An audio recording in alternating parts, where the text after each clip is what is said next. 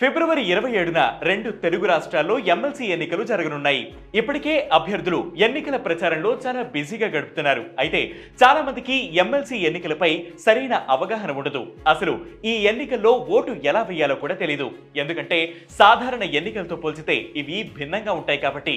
అసలు ఎమ్మెల్సీ ఎన్నికల ప్రక్రియ ఎలా ఉంటుందో ఈ వీడియోలో తెలుసుకుందాం. తెలుగు రాష్ట్రాల శాసన వ్యవస్థలోని ఎగువ సభను శాసన మండలి లేదా విధాన పరిషత్ అని అంటారు. శాసన మండలి విధి విధానాలు దాదాపు పార్లమెంట్లోని శాసనసభను పోలి ఉంటుంది. శాసన మండలిలో ఉండే సభ్యులను ఎమ్మెల్సీ అని అంటారు. ఎమ్మెల్సీల పదవీ కాలం 6 సంవత్సరాలు ఉంటుంది. వీరిని సాధారణ ఎన్నికల ద్వారా ఎన్నుకోరు. ఒక శాసన మండలిలో ఉండే సభ్యుల్లో 33% మందిని స్థానిక ప్రభుత్వ సంస్థలు అంటే మున్సిపాలిటీలు, గ్రామ పంచాయతీలు, జిల్లా పరిషత్లు ఎన్నుకుంటాయి.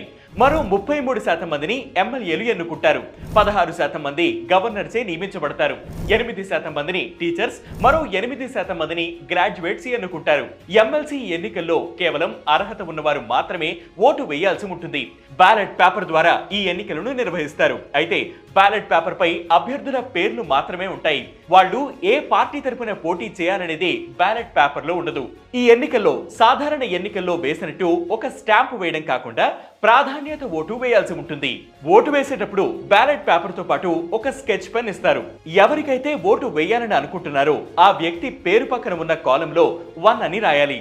పోటీలో ఉన్న మిగతా అభ్యర్థులకు కూడా తర్వాతి ప్రాధాన్యతలు అంటే 2, 3, 4 ఇలా రాయొచ్చు.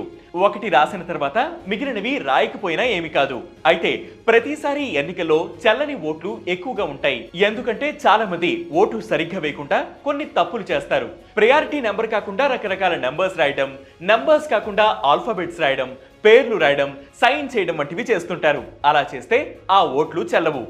ఇక కొంతమంది 1 రాయకుండా 2, 3, 4 రాస్తారు. అలాంటివి కూడా చెల్లవు. ఇలా కాకుండా 1 రాసి ఆ తర్వాత 3, 4, 5 రాస్తే ఫస్ట్ ప్రయారిటీ ఓట్లు లెక్కించినప్పుడు మాత్రమే దాన్ని కౌంట్ చేస్తారు. ఆ తర్వాత అది చెల్లదు.